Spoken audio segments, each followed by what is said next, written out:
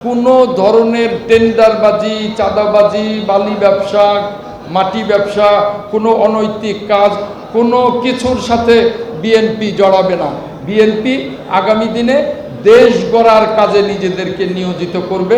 নির্বাচিত সরকারই একটি স্থিতিশীল পরিস্থিতি তৈরি করতে পারে।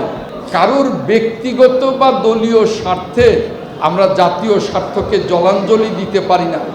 এই মুহূর্তে নির্বাচন প্রলম্বিত হওয়া মানেই জাতীয় স্বার্থকে জলাঞ্জলি দেওয়া।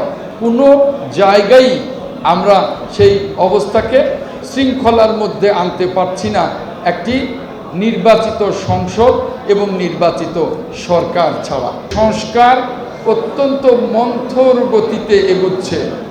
সংস্কারের কিছু প্রস্তাবনা জমা হয়েছে বটে, কিন্তু এর বাস্তবায়ন নিয়ে এখনো একটি সভাও অনুষ্ঠিত হয়নি এবং কিভাবে এই সংস্কার বাস্তবায়ন এগিয়ে যাবে এ নিয়েও সরকারের মধ্যে কোনো ডায়ালগ শুরু হয়নি। 5ই অগাস্টের পর আমরা যে মুক্ত বাংলাদেশ পেয়েছি, এই মুক্ত বাংলাদেশের এখনকার মানুষের যে চাহিদা, যে দাবি, যে প্রয়োজনীয় সংস্কার শেষ করে জনগণের ভোটের অধিকার বাস্তবায়নের জন্যে, জনগণের মানবাধিকার বাস্তবায়নের জন্যে একটি অবাধ এবং নিরপেক্ষ নির্বাচন আয়োজন।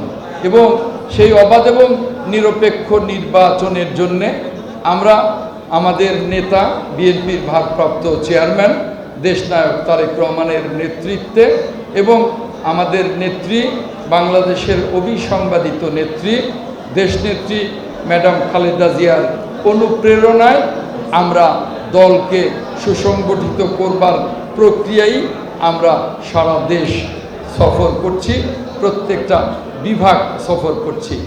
আমরা মনে করছি, আজকের এই সভাও মনে করছে যে এ বছরের ভেতরেই অবাধ এবং নিরপেক্ষ নির্বাচনের সংসদ নির্বাচন আয়োজন করা। কারণ যে দীর্ঘ 7 মাসে আমরা লক্ষ্য করছি যে সংস্কার অত্যন্ত মন্থর গতিতে এগুচ্ছে।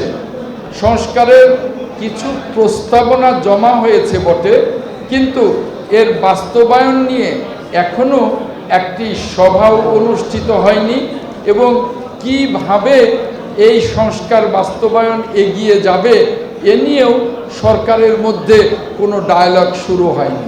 তাই আমরা মনে করি যে এই সংস্কারের নামে আমরা নির্বাচনকে প্রলম্বিত করতে পারি না। কারণ নির্বাচন যত প্রলম্বিত হবে তত দেশের যে বিশৃঙ্খল অবস্থা, আইন শৃঙ্খলার বিশৃঙ্খল অবস্থা, ব্যাংকিং যে বিশৃঙ্খল অবস্থা, সার্বিক অর্থনৈতিক যে বিশৃঙ্খল অবস্থা, বিভিন্ন কর্পোরেশনগুলোর যে বিশৃঙ্খল অবস্থা, কোনো জায়গায় আমরা সেই অবস্থাকে শৃঙ্খলার মধ্যে আনতে পারছি না একটি নির্বাচিত সংসদ এবং নির্বাচিত সরকার ছাড়া। এছাড়া বাইরের যে উন্নয়ন সহযোগী রাষ্ট্রগুলো তারাও মনে করছে এবং তারা তাদের বক্তব্য বিবৃতিতেও বলছে যে আমরা নির্বাচিত সরকারের সময়ই বাংলাদেশে বিনিয়োগ করব। এই মুহূর্তে কিন্তু বিনিয়োগ একেবারেই শূন্যের কোঠায় বিদেশি বিনিয়োগ। কাজেই বিদেশি বিনিয়োগ সহ বাংলাদেশটাকে অর্থনৈতিকভাবে দাঁড় করাতে হলে এই মুহূর্তে একটি অবাধ এবং নিরপেক্ষ নির্বাচন প্রয়োজন, যেটা আমরা অনেক আগ থেকে বলে আসছি। আমরা দেখতে পাচ্ছি যে 2-1টি রাজনৈতিক দল তারা নির্বাচনকে প্রলম্বিত করবার জন্যে নানা ধরনের পায়তারা করছে। এটা গণতন্ত্রের জন্যে অত্যন্ত ক্ষতিকর, অর্থনীতির জন্যে অত্যন্ত ক্ষতিকর। আমরা মনে করি কারোর ব্যক্তিগত বা দলীয় স্বার্থে আমরা জাতীয় স্বার্থকে জলাঞ্জলি দিতে পারি না। এই মুহূর্তে নির্বাচন প্রলম্বিত হওয়া মানেই জাতীয় স্বার্থকে জলাঞ্জলি দেওয়া। তাই আজকে এইখানে আপনাদের সামনে আমাদের সরকারের প্রধান উপদেষ্টা বিশ্বজয়ী নোবেল খ্যাত ডক্টর মোহাম্মদ ইউনূস, যাকে আমরা সকল গণতান্ত্রিক রাজনৈতিক দল সমর্থন দিয়ে যাকে আমরা সরকার গঠনে সহযোগিতা করেছি, তার উদ্দেশ্যে বলবো যে ডক্টর ইউনূসের জন্যে সুবর্ণ সুযোগ একটি অবাধ এবং নিরপেক্ষ নির্বাচন দিয়ে সম্মানের সাথে শান্তিপূর্ণভাবে ক্ষমতা হস্তান্তর করে বিদায় নেয়া। এই সুযোগ ডক্টর মোহাম্মদ ইউনূস আশা করি উপলব্ধি করবেন এবং এই সুযোগ তিনি হারাবেন না।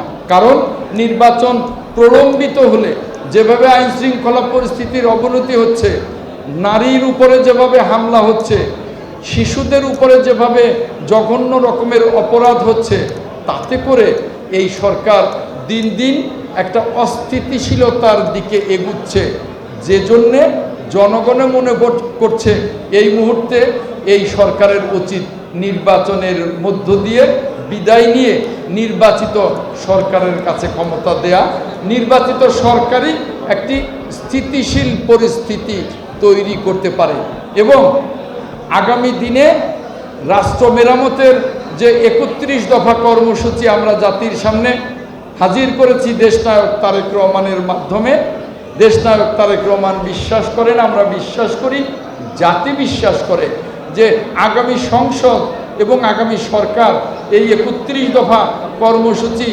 বাস্তবায়নের মধ্য দিয়ে একটা সমৃদ্ধ অর্থনীতির দিকে যেমনি দেশটা যাবে, তেমনি গণতন্ত্রের অগ্রযাত্রায় আমরা দেশটাকে এগিয়ে নিতে পারবো। দেশনায়ক তারেক রহমান স্পষ্ট বলে দিয়েছেন যে দলের ভেতরে যারা হানাহানিতে ব্যস্ত থাকবে, কোনো ধরনের টেন্ডারবাজি চাঁদাবাজিতে ব্যস্ত থাকবে, অন্য কোনো অনৈতিক ব্যবসায় ব্যস্ত থাকবে, তাদের দলের থেকে পরিষ্কারভাবে বার্তা দেওয়া আছে যে তাদেরকে দল থেকে বহিষ্কার করে দেওয়া হবে। ইতিমধ্যে আপনারা জানেন প্রায় ১,০০০-এর বেশি নেতা কর্মীকে তাদের দুষ্কর্মের জন্য বহিষ্কার করা হয়েছে। আমরা কিন্তু এই ব্যাপারে আমাদের নেতা দেশনায়ক তারেক রহমান জিরো টলারেন্স দেখিয়েছেন এবং দেখাচ্ছেন। তার স্পষ্ট কথা, আমরা কোনো ধরনের টেন্ডারবাজি, চাঁদাবাজি, বালি ব্যবসা, মাটি ব্যবসা, কোনো অনৈতিক কাজ, কোনো কিছুর সাথে বিএনপি জড়াবে না। বিএনপি আগামী দিনে দেশ গড়ার কাজে নিজেদেরকে নিয়োজিত করবে, সেজন্যেই নেতাকর্মীদের প্রস্তুতি নিতে দেশনায়ক তারেক রহমান স্পষ্ট বার্তা দিয়েছেন।